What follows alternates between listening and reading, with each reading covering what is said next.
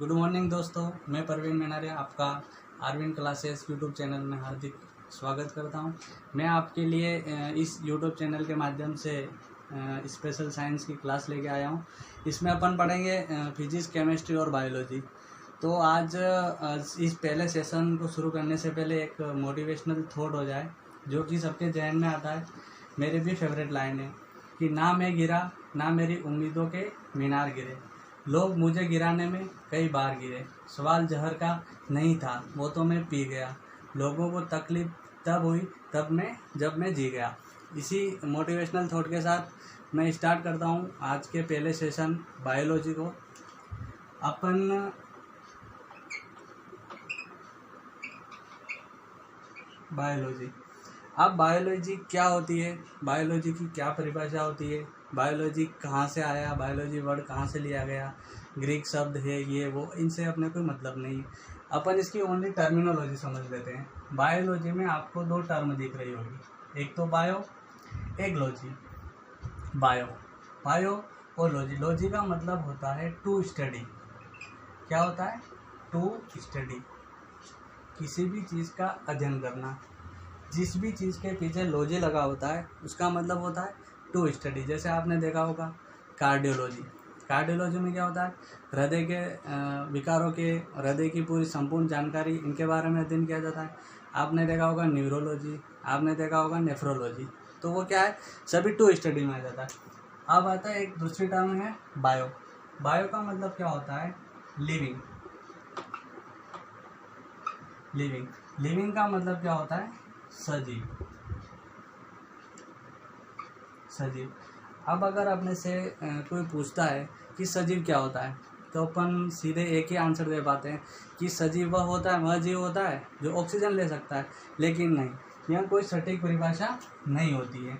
Living, सजीव वह होता है, वह जीव होता है जो क्या करता है?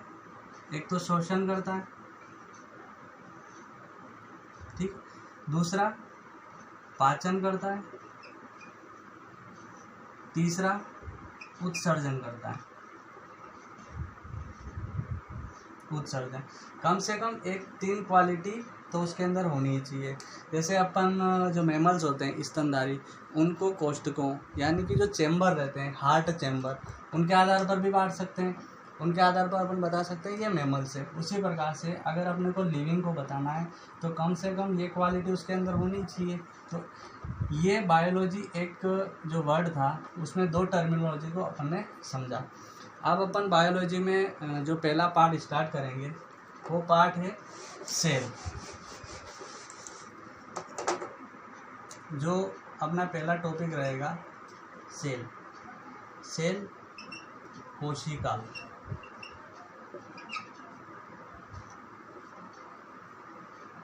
कोशिका, जैसे अपन ने देखा है कि अगर अपन मकान बनाते हैं तो उस मकान के लिए सबसे छोटी जो, अगर उस मकान की इकाई माने तो क्या रहती है? ईंट। अपन देखते हैं कि ईंट और ईंट मिल के दीवार बनती है। वैसे ही अगर अपनी बॉडी स्ट्रक्चर की बात करें तो वहाँ की जो सबसे छोटी इकाई है वो क्या है? सेल। जैसे मकान की अगर अपन मान ले कि स्ट्रक्चरल यूनिट कौन सी हो गई? ईंट। वैसे ही यहाँ की जो सेल है अपनी बॉडी की, ये क्या है? स्ट्रक्चरल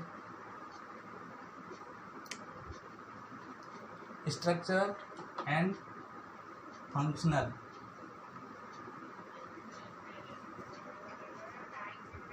यूनिट होती है, यानी कि संरचनात्मक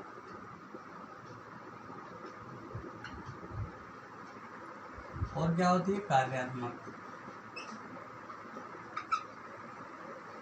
संरचनात्मक जो अपनी बॉडी स्ट्रक्चर है वो किससे आता है? सेल से। और जो अपने बॉडी ऑर्गन्स है या ऑर्गन सिस्टम है, जो वर्किंग है, वो किससे? कोशिका। सेल से बनकर ही ऑर्गन बनते हैं। सबसे पहले क्या बनता है? सेल बनती है। फिर सेल से क्या बनते हैं? टिश्यू बनते हैं। टिश्यू से क्या बनते हैं? ऑर्गन। ऑर्गन से क्या बनता है? Organ system. ऑर्गन सिस्टम किसको बनाएगा? बॉडी को। अब एक टर्म आती है टिश्यू। टिश्यू क्या होते हैं? टिश्यू मान लीजिए कि एक ये अपनी क्या है, सेल है। ऐसे ही मैं एक स्ट्रक्चर दे रहा हूँ कि ये सेल स्ट्रक्चर है, ये वाली। अगर ऐसी सेल नंबर ऑफ सेल्स जिनके क्या होता है, कैरेक्टर यानी कि लक्षण और जो गुण है एक समान है, मिलकर अगर एक ग्रुप बनाती हैं, जैसे मान लो ये सारी सेल मिलकर उन्होंने क्या करा, एक नंबर ऑफ ग्रुप बना दिया जिनका क्या है, कैरेक्टर एक जैसा है।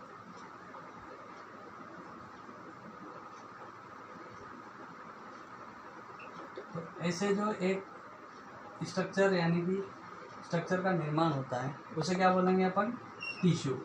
टिश्यू यानी कि ऊतक, क्या बोलेंगे, ऊतक, टिश्यू। अब टिश्यू मिलकर क्या बनाएंगे, ऑर्गन यानी कि अंग। अंग मिलकर बनाएंगे एक अंग तंत्र, और अंग तंत्र मिलकर बना देंगे बॉडी। ये होता है सेल, टिश्यू ऑर्गन और ऑर्गन सिस्टम। बात करते हैं कि सेल की खोज। सेल की खोज और पहली बात करते थे अपन मृत सेल, मृत कोशिका।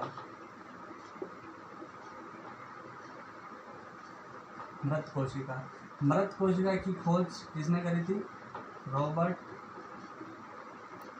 हुक ने। किसने करी, रॉबर्ट हुक ने।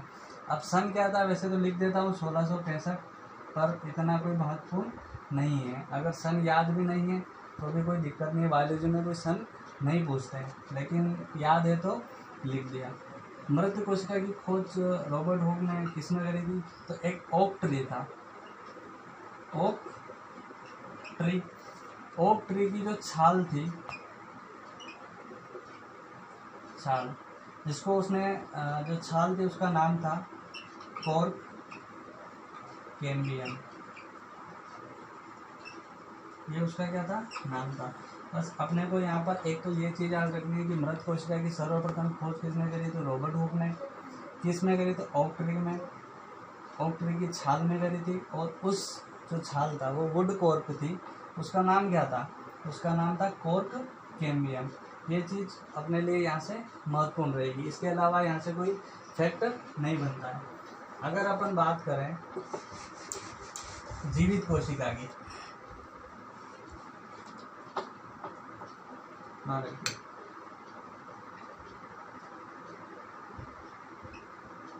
जीवित कोशिका की खोज किसने करी थी, ल्यूवेनहोक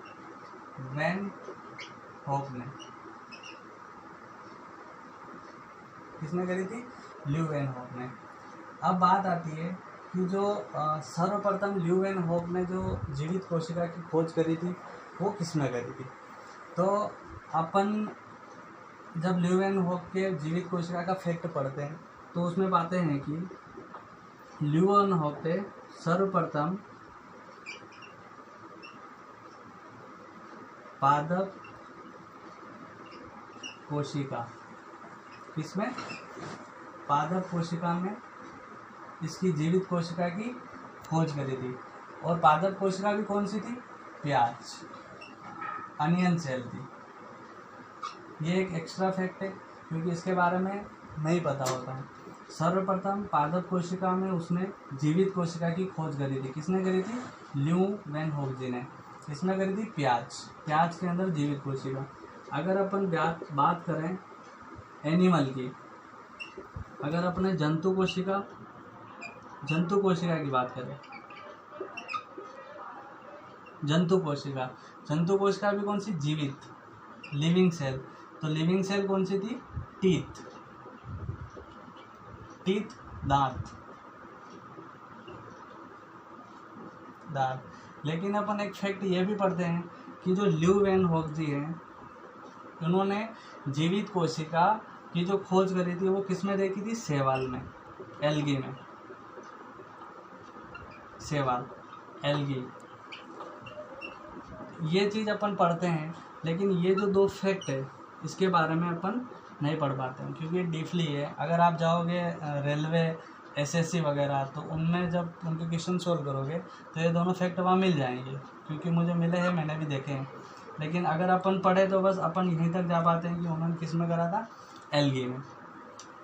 अब अगर अपन बात करें कि कोशिका के भाग की, कोशिका का अगर अपन वर्गीकरण करें, तब ये कोशिका कितने प्रकार की होती है, तो कोशिका का जो 2 3 चलो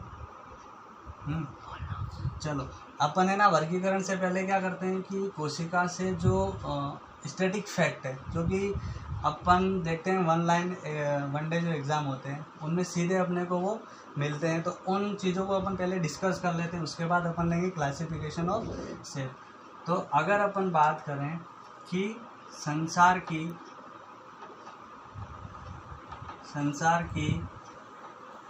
सबसे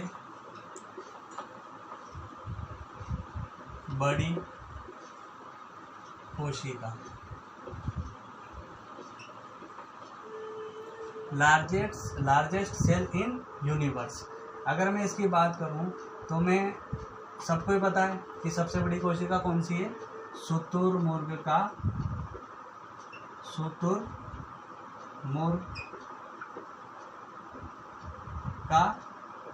अंडा, शुतुरमुर्ग का अंडा मतलब ओस्टिच एग। अब बात आती है एग की, अंडा जो है, अपने दिमाग में एक क्वेश्चन चलता रहता है कि अंडा जो है वो शाकाहारी है या मांसाहारी है। तो जो साइंस मानती है, यानी कि विज्ञान जो मानती है, वह यह मानती है कि जो अंडा है वो शाकाहारी है। शाकाहारी क्यों है, अपन भी पढ़ते हैं, अपन ने भी पढ़ा है कि अपन ने बताया कि सेल होती है, सेल क्या बनाती है, टिश्यू बनाती है। टिश्यू से क्या बनते हैं, ऑर्गन बनते हैं। ऑर्गन से क्या बनता है, ऑर्गन सिस्टम बनता है। ऑर्गन सिस्टम से क्या बन गई, बॉडी। जब अंडा एक सेल होता है, क्या होता है, ओनली सेल होता है, सेल, उसमें किसी प्रकार का टिश्यू डेवलप्ड नहीं हुए हैं, उसमें किसी भी प्रकार का ऑर्गन नहीं है। अंडे में क्या है, किसी भी प्रकार का ऑर्गन नहीं है। और जो मांसाहारी लोग होते हैं वो क्या खाते हैं, मसल्स। क्या खाते हैं, मसल्स, यानी कि मांस खाते हैं। जब तक उसमें ऑर्गन डेवलप्ड नहीं होंगे तब तक वो क्या कहलाएगी, सेल। और सेल अगर ऑर्गन नहीं है तो वो क्या है, ओनली शाकाहारी है। जब तक उसके अंदर ऑर्गन डेवलप्ड नहीं होंगे वो मांसाहारी की कैटेगरी में नहीं जाएगा। तो विज्ञान के अनुसार अंडा क्या हो गया, शाकाहारी। अपने को ये भी ध्यान रखना है, अंडा शाकाहारी होता है। अब देखिए,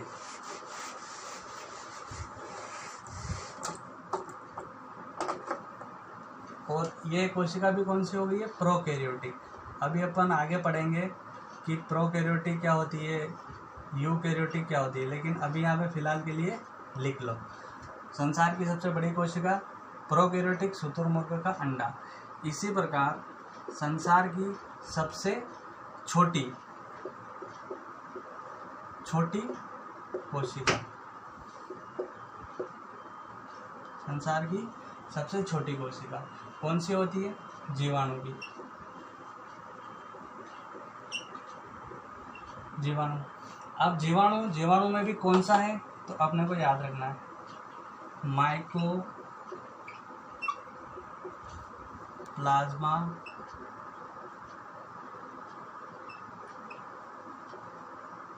गैलीसेप्टम या गैलीसेप्टिकम, जो भी मिलता है ये याद रखना, गैलीसेप्टम या गैलीसेप्टिकम भी मिल सकता है। ये माइकोप्लाज्मा गैलीसेप्टिकम, ये जीवाणु का एक प्रकार है। ऐसे बहुत होते हैं, जैसे डिप्लोकोकस भी होता है, माइकोप्लाज्मा डिप्लोकोकस, ये भी एक टाइप होता है, और भी टाइप होता है। लेकिन अगर ऑप्शन में अपने को ये मिलता है, अपने को ये क्लिक करना है। संसार की सबसे छोटी कोशिका जीवाणु की कौन सी, माइकोप्लाज्मा गैलीसेप्टम या गैलीसेप्टिकम होती है। अब अगर अपन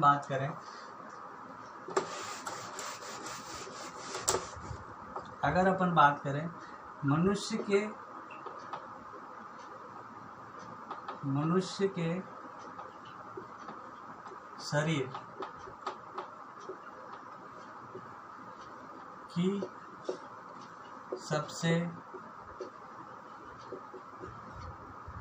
बड़ी सेल, मनुष्य की शरीर की सबसे बड़ी सेल है। तो ये कौन सी हो जाएगी? न्यूरॉन। न्यूरॉन, न्यूरॉन किस में पाई जाती है? तो ब्रेन में, या इसको अपन बोल सकते हैं तंत्रिका कोशिका। क्या बोल सकते हैं? तंत्रिका कोशिका। ठीक है। संसार के शरीर की सबसे बड़ी सेल कौन सी है? मनुष्य के शरीर की, मनुष्य के शरीर की सबसे बड़ी सेल कौन सी होती है? न्यूरॉन। कहाँ होती है? ब्रेन। ब्रेन यानी कि तंत्रिका सेल। अब अगर अपन बात करें कि मनुष्य के शरीर की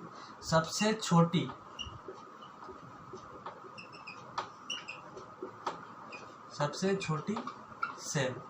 अब यहाँ पर थोड़ी विवाद की स्थिति बनेगी कि भाई हमने सबसे छोटी सेल, हमने तो पढ़ा है कि सबसे छोटी सेल भाई वो शुक्राणु होती है, किसी ने पढ़ा आरबीसी होती है, किसी ने पढ़ा ग्रेन्यूल होती है। सबसे छोटी सेल शुक्राणु होती है या आरबीसी होती है या ग्रेन्यूल होती है। ये क्या है? ये एक अपवाद की स्थिति है। लेकिन यहाँ पर अपन क्लियर कर दें कि अगर आपको पूछे कि सबसे छोटी सेल मनुष्य के शरीर की, तो आपको दो ऑप्शन क्लिक करने। पहला होता है आरबीसी। अगर ऑप्शन में आरबीसी नहीं है तो आपको क्या लगाना है? ग्रेन्यूल। ग्रेन्यूल। और ग्रेन्यूल कहाँ पाई जाती है? तो मस्तिष्क में।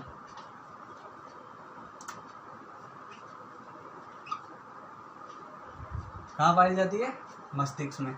अब अपन बात करते हैं कि मनुष्य के शरीर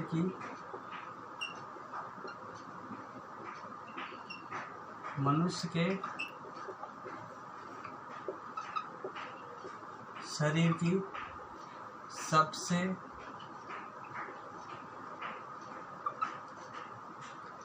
छोटी प्रजनन कोशिका सेल, तो मैं बात करूंगा किसको लिखूंगा? शुक्राणु।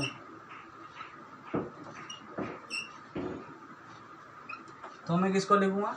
शुक्राणु। ध्यान रखना वर्ड क्या लगा है? प्रजनन। यहाँ पर क्या है? सबसे छोटी सेल आरबीसी या ग्रेन्यूल। ग्रेन्यूल मस्तिष्क, आरबीसी अपन जाते हैं ब्लड, रेड ब्लड सेल यानी कि लाल रुधिर कणिकाएं। और मनुष्य के शरीर की सबसे छोटी गैमिड सेल, ध्यान रखना गैमिड यानी कि प्रजनन सेल कौन सी है? शुक्राणु। अगर मैं बात करूं मनुष्य के शरीर की सबसे बड़ी प्रजनन, फैक्ट हो गया एक। अगर मैं बात करूं यहाँ पर सबसे बड़ी प्रजनन सेल, तो मैं बात कर दूंगा इसकी अंडाणु की। बस ये हो गया, बस इतना सा अंतर है। ये फैक्ट आपको लिख लेना है, ये नया है मुझे बताएं। और अगर आपको प्रजनन पूछे तो ध्यान रखना है कि मनुष्य के शरीर की पूछी है या प्रजनन पूछी है। तो ये कुछ फैक्ट थे जो अपन ने पढ़े हैं, जो वनडे एग्जाम में आते हैं। अब अपन बात कर लेते हैं, जो अभी अपन ने पढ़ा था वो वन लाइनर फैक्ट थे, यानी कि सीधे के सीधे उनको याद करना है। अब अपन बात करते हैं क्लासिफिकेशन की।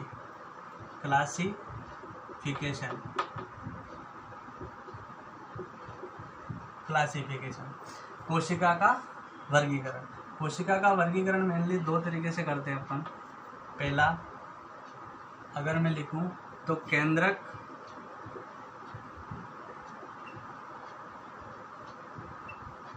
उपस्थिति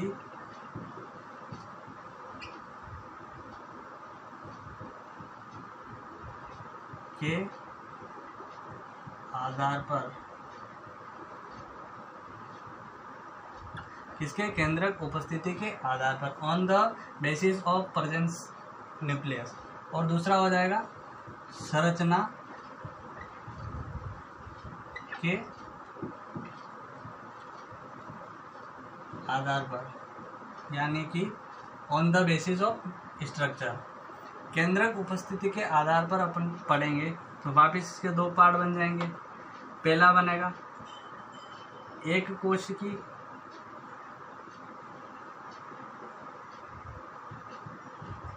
एक कोशिकी, दूसरा बनेगा बहुकोशिकी।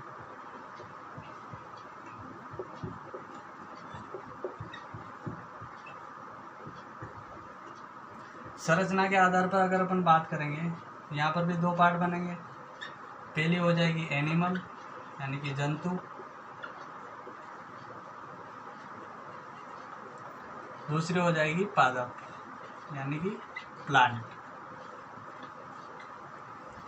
एक कोशिकी का अगर अपन साइंटिफिक नेम, जो वैज्ञानिक नाम है, वो क्या है? प्रोकैरियोटिक।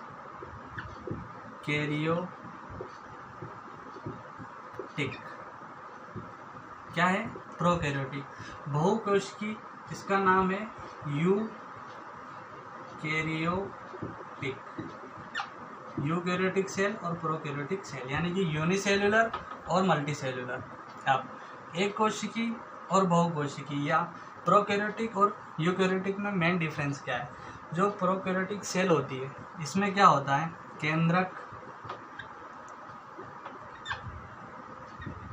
क्या रहता है? अनुपस्थित रहता है। केंद्र क्या रहता है? अनुपस्थित।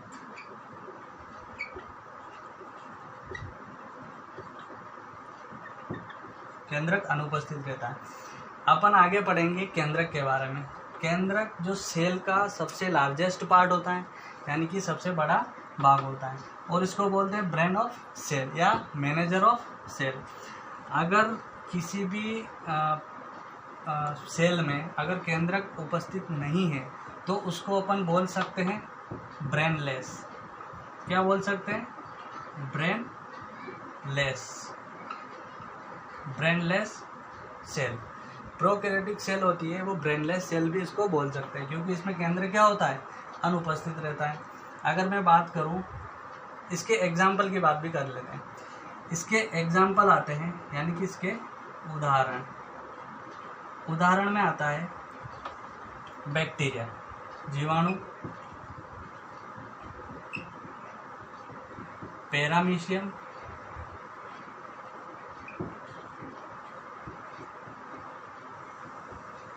यूग्लिना।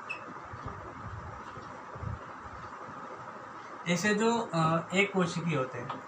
अब प्रोकैरियोटिक की एक परिभाषा और दे सकते हैं कि प्रोकैरियोटिक स्टेज वह स्टेज होती है, जैसे अपन आगे पढ़ेंगे सेल डिवीज़न, कोशिका का विभाजन। अगर अपन सेल डिवीज़न में देखते हैं तो पहले कोशिका क्या रहती है? एक यूनिसेल्युलर फॉर्म में होती है, फिर उसका डिवीज़न होता है, फिर वो मल्टीसेल्युलर में कन्वर्ट होती है। तो जो अगर कोशिका विभाजन की पहले की जो अवस्था है उसको अपन क्या बोल देंगे? प्रोकैरियोटिक।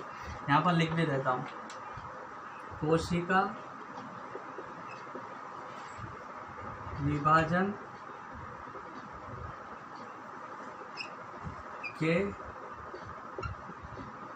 पहले की अवस्था। अच्छी चीज़ है। जब अपन सेल डिवीज़न पढ़ेंगे तो ये एक कॉमन कॉन्सेप्ट होता है कि अपने को वहाँ पे अच्छा समझ आएगा। अच्छा, ये प्रोकैरियोटिक सेल चल रही है, जब सेल डिवीज़न स्टार्ट हो जाएगा तो यूकैरियोटिक में कन्वर्ट होना स्टार्ट हो जाएगी। अब बहुकोशिकी यानी कि यूकैरियोटिक में क्या होता है? केंद्रक पाया जाता है यानी कि केंद्रक उपस्थित रहता है। केंद्रक उपस्थित रहता है यानी कि जो यूकैरियोटिक सेल है उसमें केंद्रक पाया जाता है। अब इसके अगर अपन एग्जाम्पल की बात करें तो इसका कॉमन एग्जाम्पल वही हो गया, एनिमल सेल और प्लांट सेल। ये इसके कॉमन एग्जाम्पल हो गए। अगर नॉलेज के लिए और बताऊं कि ऐसा कौन सा जो सिस्टम है या ऐसा कौन सा पार्ट है या ऐसा कौन सा भाग है जिसमें केंद्रक होता है, केंद्रक नहीं होता है, या जिसमें केंद्रक एक से ज़्यादा भी होते हैं, तो अपन बात करते हैं आरबीसी की। आरबीसी लाल रुधिर कणिकाएं। लाल रुधिर कणिकाओं में क्या होता है? केंद्रक नहीं होता है। केंद्रक नहीं होता।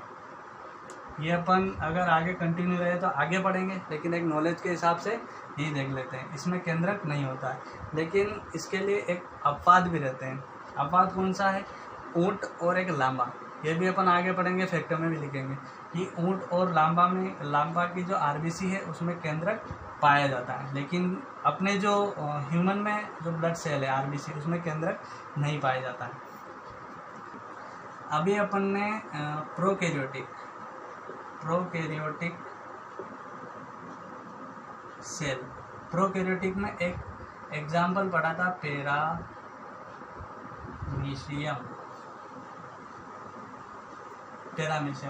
अब पैरामीशियम के बारे में अपने को एक फैक्ट और याद रखना है। क्या फैक्ट याद रखना है? कि इसमें 2 केंद्रक पाए जाते हैं। कितने? 2 केंद्रक होते हैं। ये भी एक वन लाइनर फैक्ट है, क्योंकि अपने को देखने को मिलता है। कितने केंद्रक होते हैं? 2 केंद्रक उपस्थित होते हैं। पैरामीशियम आपने देखा होगा, एक चप्पल जैसे आकार का एक जीव होता है, तो इसमें 2 केंद्रक होते हैं, ऐसे, एक छोटा एक बड़ा। इसको बोलते हैं मैक्रोन्यूक्लियस, और इसको बोलते हैं माइक्रोन्यूक्लियस। मैक्रो और माइक्रो, बस शेप और साइज के आधार पर इन दोनों को बांटा गया है। तो एक और ये फैक्ट अपने को यहाँ से मिलेगा कि पैरामीशियम में 2 केंद्रक होते हैं, मैक्रो एंड माइक्रो। ये हो गई अपने सेल डिवीजन केंद्रक उपस्थिति के आधार पर। अब अपने को बात करनी है कि संरचना के आधार पर। संरचना के आधार पर भी अपन ने सेल को 2 भागों में बांटा है। एक तो जंतु यानी कि एनिमल, और दूसरा किसमें बांटा था? प्लांट में, यानी कि एनिमल और प्लांट। अब इसका एक डायग्राम बनेगा, वो डायग्राम भी बना के मैं समझाऊंगा। इससे पहले थोड़ी सी जानकारी ले लेते हैं कि एनिमल और प्लांट में मेन डिफरेंस क्या होता है। तो जो एनिमल सेल होती है उसमें ओनली सेल मेम्ब्रेन पाई जाती है, यानी कि कोशिका झिल्ली, जबकि जो प्लांट सेल होती है इसमें सेल मेम्ब्रेन और सेल वॉल दोनों पाई जाती है। इसमें आपने एक और एक्स्ट्रा चीज़ देखी होगी, एक प्लास्टिड होता है, प्लास्टिड, जहाँ से पादपों का जो भोजन बनता है, लेकिन एनिमल में क्या होता है? वो प्लास्टिड अनुपस्थित होता है।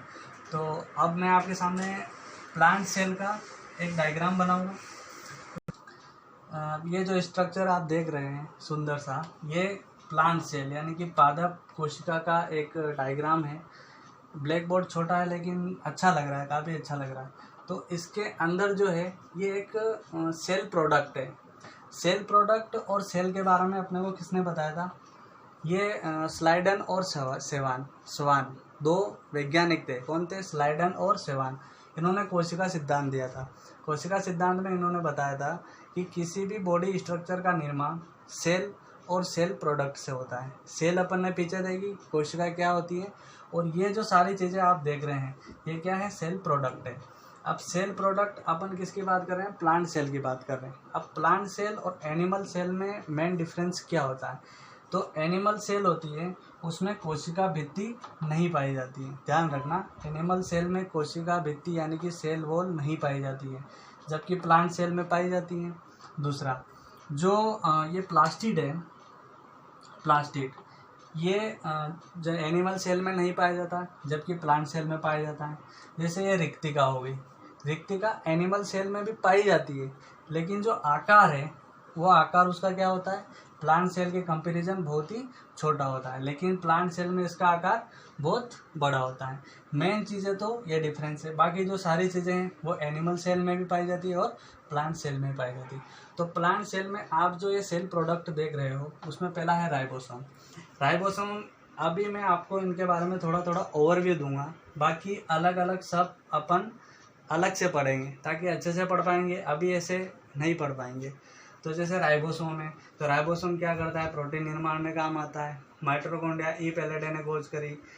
माइटोकॉन्ड्रिया हो गया, माइटोकॉन्ड्रिया की खोज अल्टमैन ने करी। इसको ऊर्जा ग्रह बोलते हैं। लाइसोसोम हो गया, आत्मघाती थैली बोलते हैं। प्लास्टिड जो इसको रसोई घर बोला जाता है, प्लांट सेल की पादप कोशिका की क्या बनाया जाता है? रसोई घर, यानी प्लास्टिक प्लांट सेल का रसोई घर हो गया, क्योंकि यहाँ पर जो प्लांट होते हैं, पादप होते हैं, उनका भोजन बनता है। जैसे अपने घरों में भोजन बनता है रसोई में, तो वैसे ही उनका भोजन यहाँ पे बनता है। फिर अपन बात करते हैं ईआर, एंडोप्लाज्मिक रेटिकुलम, यानी कि अंतःप्रद्रव्य जालिका होती है। इसका क्या कार्य रहता है वो अपन डिस्क्रिप्शन में आगे पढ़ेंगे। ये जो पूरी सेल है, सेल स्ट्रक्चर है प्लांट की, इसके अंदर जो आप देख रहे हैं ये है कोशाद्रव्य। ये जो है ये है कोशाद्रव्य, एक मेन टर्म ये है, अब ये काम आएगी। आप ये देख रहे हैं बीच में एक स्ट्रक्चर है, ये है केंद्रक, न्यूक्लियस। इसके अंदर जो द्रव भरा हुआ है इसको बोलते हैं केंद्रक द्रव्य। इसकी भी अभी अपने को जरूरत पड़ेगी। अब ये कोशाद्रव्य और केंद्रक द्रव्य मिलके क्या बनाते हैं, जीव द्रव्य। जब सेल डिवीजन होता है तब केंद्रक कंडेंस होता है, वो सारी प्रक्रिया अपन सेल डिवीजन में पढ़ेंगे। तो कोशाद्रव्य और केंद्रक द्रव्य मिलते हैं, फिर सेल डिवीजन स्टार्ट होता है, कैसे प्रोसेस होती है वो आगे देखेंगे। लेकिन जब केंद्रक द्रव्य और कोशाद्रव्य दोनों मिल जाते हैं तब एक जीव द्रव्य का निर्माण होता है। अपन ने बात कर ली अभी केंद्रक की। ये जो दिख रही है ये है केंद्रिका।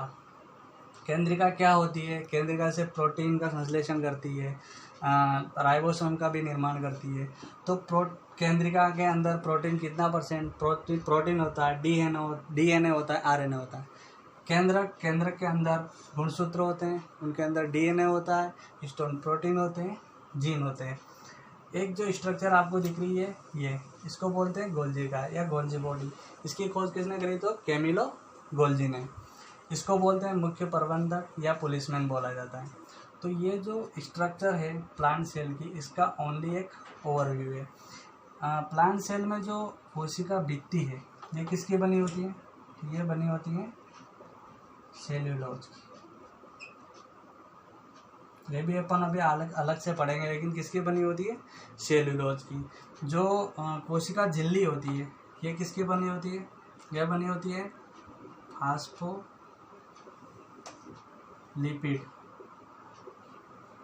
और लिपिड जहाँ पर भी आ जाता है इसका मतलब वसा व प्रोटीन की बनी होती है। तो एक प्लांट सेल का एक ये ओवरव्यू था। अब अपन ये जो पार्ट है, ये जो सेल प्रोडक्ट है, इन सबको अपन अलग अलग पढ़ेंगे। तो अपन आज मेनली 3 प्रोडक्ट देख लेते हैं, कोशिका भित्ति, कोशिका झिल्ली और केंद्रक का थोड़ा बहुत ओवरव्यू। अब अपन पढ़ते हैं पहला जो सेल प्रोडक्ट है कोशिका झिल्ली। कोशिका झिल्ली की जो खोज करी थी वह सेंगर और निकोलसन नामक वैज्ञानिकों ने करी थी। कोशिका झिल्ली किसकी बनी होती है, तो कोशिका झिल्ली फास्फोलिपिड और प्रोटीन की बनी होती है। अभी आपको पीछे बताएगा। कोशिका झिल्ली का जो मेन वर्क है वो क्या है, कोशिका झिल्ली का जो मेन कार्य है कि जो पोषक तत्व न्यूट्रिएंट्स है, आवश्यक पोषक तत्वों को शरीर के अंदर रखना तथा अनावश्यक पोषक तत्वों को शरीर से बाहर काढ़ना, तथा अनावश्यक पोषक तत्व जो है उनको शरीर के अंदर आने से रोकना तथा आवश्यक को बाहर नहीं जाने देना। ये मेन फंक्शन रहता है कोशिका झिल्ली का। अब कोशिका झिल्ली से एक चीज़ और आती है कि सोडियम पोटेशियम पंप। ये तो सोडियम पोटेशियम पंप है वो किससे रिलेटेड है, कोशिका झिल्ली से। अब ये कैसे काम करता है, क्या करता है, आप अगर इसके बारे में ज़्यादा जानकारी चाहते हैं तो नेट से पढ़ लेना।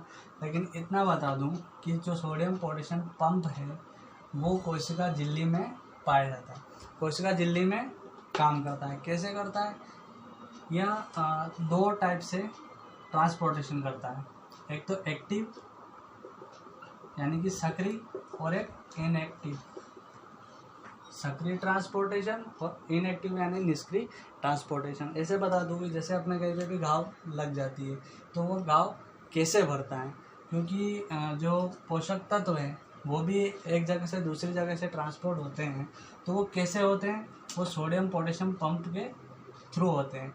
क्योंकि अगर किसी चीज़ को निम्न से उच्च की ओर जाना है तो उसको हाई लेवल पर एनर्जी एटीपी एडिनोसिन ट्राइफॉस्फेट की आवश्यकता होती है, जो कि ये वसा, प्रोटीन या कार्बोहाइड्रेट जो भी चीज़ वहाँ ज़रूरत रहती है तो वह वहाँ तक नहीं पहुँच पाती है। तो उस चीज़ को पहुँचाने के लिए सोडियम पोटेशियम पंप वर्क करता है। और इन 2 केसों में वो वर्क करता है, तो एक्टिव में करता है या इनएक्टिव में करता है, तो जो निष्क्रिय है वहाँ पर वो वर्क नहीं करता है, जहाँ पर एक्टिव है वहाँ पर यह सोडियम पोटेशियम क्या करता है, वर्क करता है, और वहाँ पर जो आवश्यक पोषक तत्व है उनको वहाँ तक पहुँचा देता है। तो ये इंपॉर्टेंट क्वेश्चन है, सोडियम पोटेशियम पंप किससे रिलेटेड है, तो कोशिका झिल्ली से। अगर अपन बात करें अब सेल वॉल की, सेल वॉल कोशिका भित्ति किस में पाई जाती है, प्लांट सेल में। अब ये किसकी बनी होती है, तो ये बनी होती है सेल्यूलोज।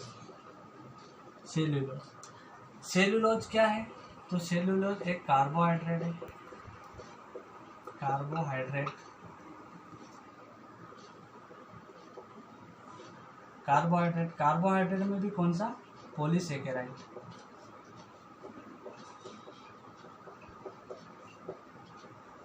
कार्बोहाइड्रेट 3 प्रकार के होते हैं, मोनोसेकेराइड, ओलिगो या डाइसेकेराइड और पॉलीसेकेराइड। जो सेल्यूलोज है वो पॉलीसेकेराइड टाइप का कार्बोहाइड्रेट होता है। अब एक क्वेश्चन ये भी बनता है कि प्लांट सेल का सबसे हार्डेस्ट पार्ट कौन सा होता है, प्लांट सेल का सबसे हार्डेस्ट पार्ट कौन सा होता है, तो सेल्यूलोज होता है हार्डेस्ट पार्ट ऑफ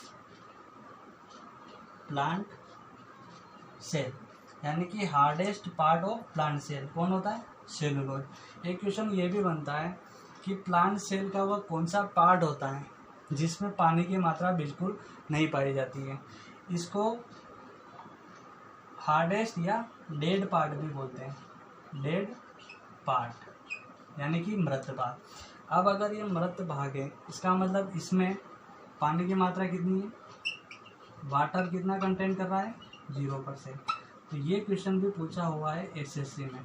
क्या पूछा हुआ है कि प्लांट सेल का वह कौन सा पार्ट है जिसमें पानी की मात्रा बिल्कुल नहीं होती, तो वह कौन सा है, सेल्यूलोज। ये भी पूछा हुआ डेड पार्ट कौन सा होता है, तो सेल्यूलोज। सेल्यूलोज किसका बना होता है, पॉलीसेकेराइड का। तो ये